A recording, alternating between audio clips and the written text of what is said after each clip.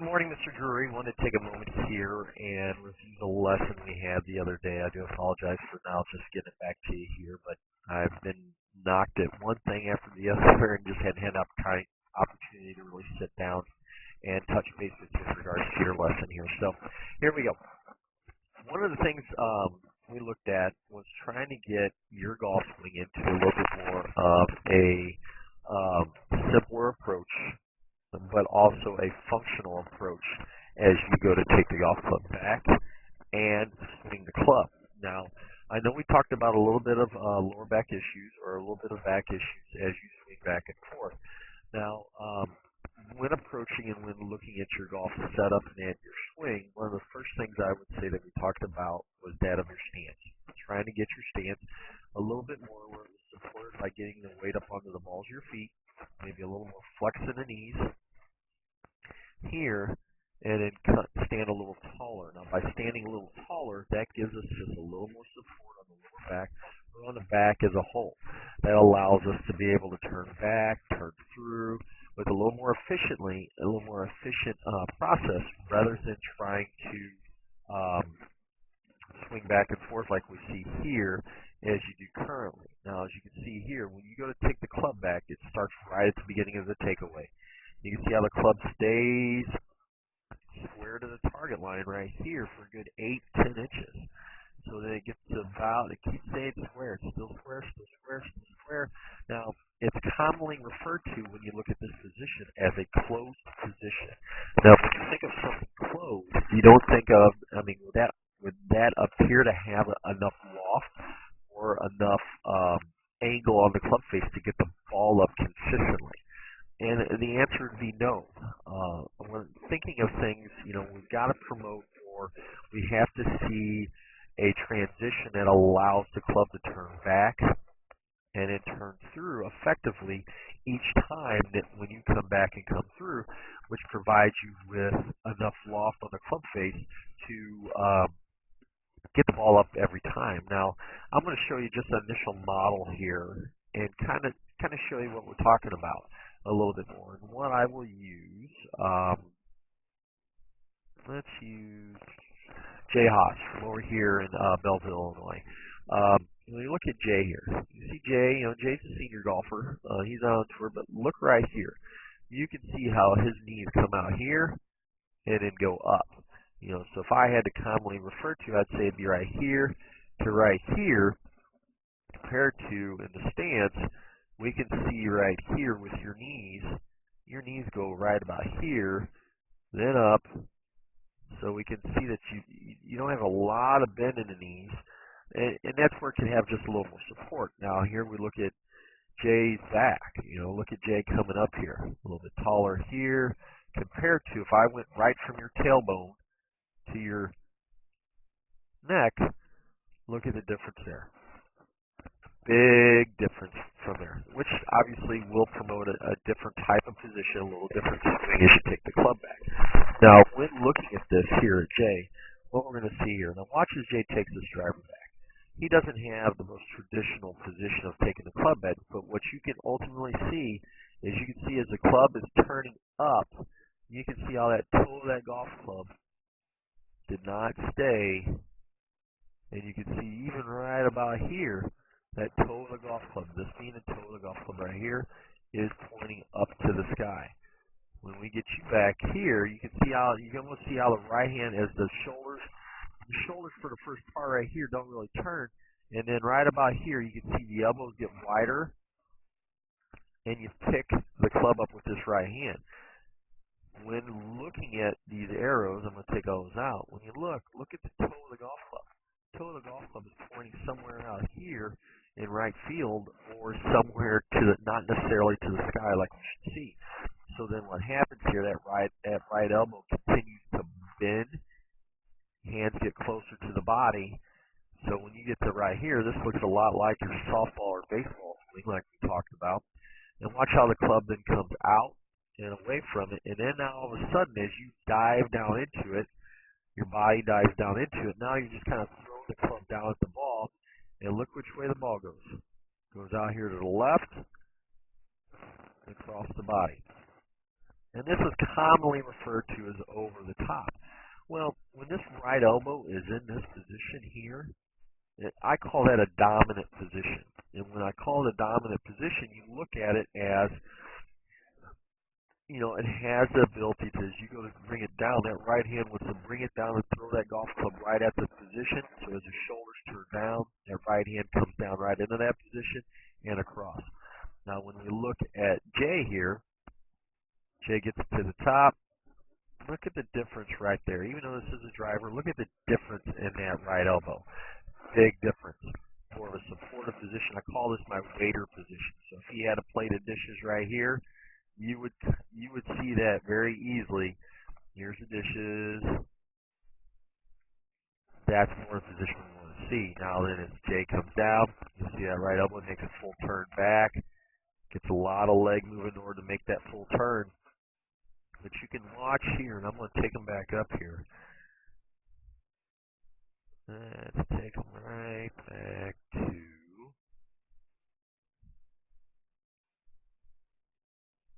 Alright. So commonly referred to as, I always say, the club or the hands always stay in front of the body. You look at Jay here. That club is pointing right down at the ball on the first part of his plane. As he comes down. Alright, look where he comes down underneath his plane, comes in what they call a shallower approach to the driver, which we want to do. And then he turns through the shot. Now, when we look at this as well, you can also see here, here's another position, another way to look at his plane per se. You can watch here as he turns back, his hands come off a little bit, but most importantly, that club comes back down along that same plane down and through. Alright, so what we initially worked on the stance, trying to get you to a better stance. We know that. Second, we worked on a waist high drill, trying to get a little better rotation of the hands, keeping the elbows in as you turn back. And then third, we kind of just worked on kind of like a little bit of a half swing, just trying to give you something that as you made your turn back and turn forward, made it a little more consistent. So first thing we did was we looked at the stance here. All I had you do is I had you lay down a path. Lay down 3 poles, 1, 2, and 3. Ideally, when drawing these lines, they're not very easy to draw very parallel, but you can see here in the same case, you can see that these lines, for the most part, are parallel to our target out here. Now, what I had you do is I had you step up to the line, stand up straight, lean forward, flex the knees, and then bend from the waist. Now, by doing that, this is what it looked like. That's what you look like there, and then I just had you step in. And what we also talked about doing is turn these feet out, getting to make sure those feet are turned out. Here. There you go. Look at the flex of the knees there. Much better. So in some cases, what you could say is we had you stand a little taller. By standing a little taller, there's the knees. There. Flex. Much better there. We can see it here as well. To here, compared to... Big difference there. Here. And consequently right here as well. But you can see a huge difference in the way you set up there, and then vice versa from your tailbone up to your back here. Here we go. And what I said during this is one thought to think about is don't bury the chin into the chest. Let's get the chin up and out from there. And that's where you talked about, you said a lot of times you didn't have to swing with your glasses. But this is a position, by getting you into this position, a little bit more upright position, chin up, allows us to turn back and turn through a little more effectively. So each time you do the waist high drill, this is what I want you to do. I want you standing up in this position time after time after time. That way it allows us to see that transition back and forth. Now the next position we did was the waist high drill.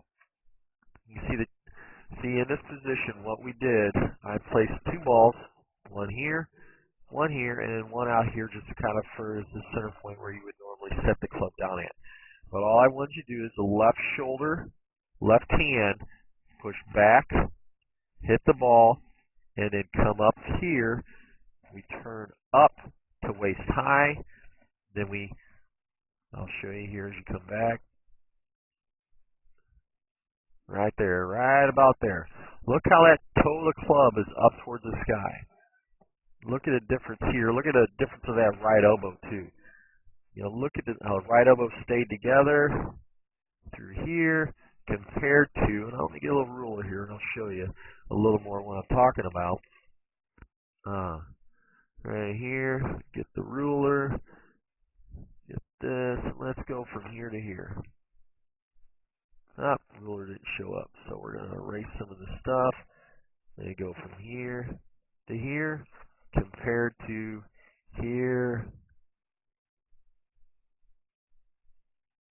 Almost 42 millimeters difference in just in the view here, but just points or 42 points, which you would see a big difference. You know, look at the toe of the sky. Toe going to the sky makes all the difference in the world here. Toes going to the sky compared to here. Body's turned back. Look at your hips. Hips have turned. Look at this. You did this all naturally, all just by following what I showed you. So then here, add a little bit to it. Hands come back down. We turn through. And now the first couple I just had you just come up to this position, feeling that transition up. And that's all I wanted you to do. Just get used to feeling where the hands work together, where the right hand doing it, and the elbows turn back. Keep the elbows in. Elbows in.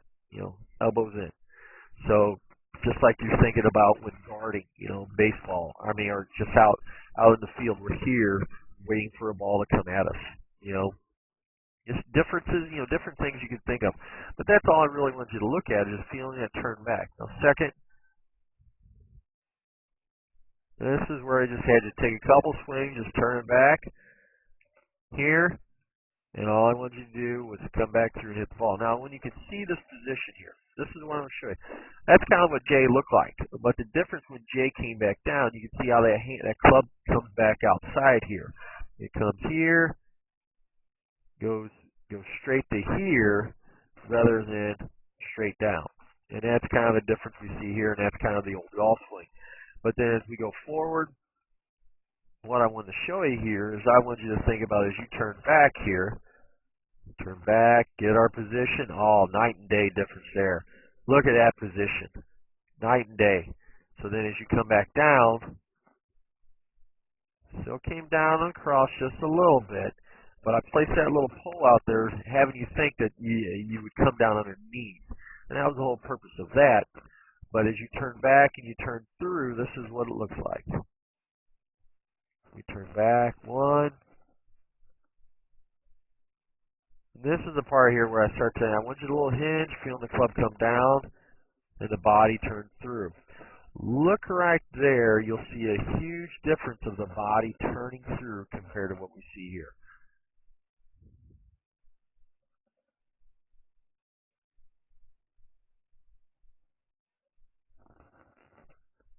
All right, we're up here.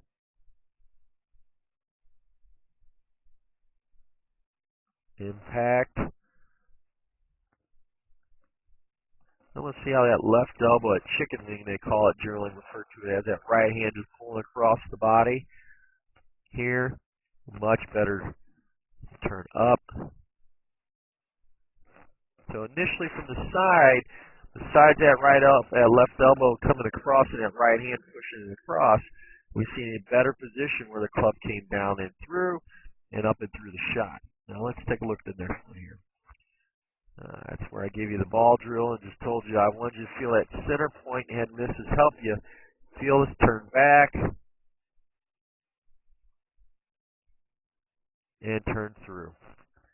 Right elbow coming to the side, and you know, I want you to have 15, 20 reps as you look at that ball. But initially we turn back, we turn up. As you come down, you feel a little bit of the hinge coming down, and we turn through.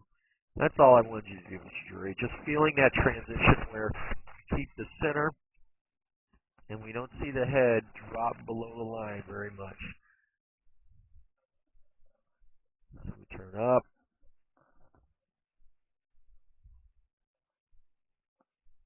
So what we want to see here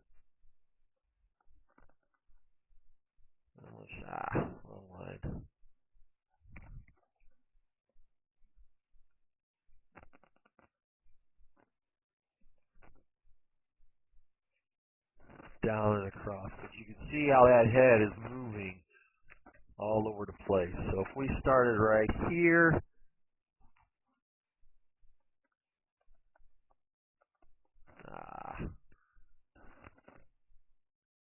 there we go. Yeah, we turn back, how the head moves off of that. Now this is the last thing that I had you work on. Now by this was just strictly keeping your center and turning back and turning through. And you can see as you turn back here, look at the difference in these two positions, night and day. So as you turn back here, come down and come through, which I don't mind it going away from the center as it turns through, but ideally I want you to be able to turn the center back, come down, come through, and that's what we're working on. And that's ideally when we look here back at the ball drill, that's strictly what the ball drill is for. Feel yourself turn back and turn through. Okay? So when we look at this, we looked at your stance, trying to give you a little bit of better stance, a little better posture, work with the back. 2, it gave you the waist tie drill. Waist tie drill, turning back, keeping your hands in front, and then turning the club back down and through on that same position as you turn back and turn through. Now, 3rd, then I gave you the ball drill to kind of feel that, keeping that center back, and 4th as you turn back and through. Now, if you have any questions, by all means, I want you to give me a call, 314-724-6539, or shoot me an email at michaelwyattgolf@gmail.com. Hello, I'm Michael Wyatt. Today we wanted to talk about the waist tie drill. Now initially the waist tie drill is going to help us on our occasions that we discussed today about how as we take the golf club back and we're probably coming back a little too much to the inside. Now what the idea behind this drill today is initially doing it very slow, just like we're working out. You know, we're not going to do it fast, we're not going to do it, we're like doing all kinds of push-ups back and forth really fast, but the whole point of this is the muscle memory. Trying to learn that as we take the club back, we're almost handing the club back to us. So essentially what it initially looks like is as we take the ball back, we're going to set up to it like we normally do. We're going to initially push back with our left hand, and as we push back with our left hand, we're going to almost take the club right back on the same line. And then as the club comes up, we're going to feel the toe of the club go up to the top of the sky. Now as we come back down, we're going to feel the left hand pull back down.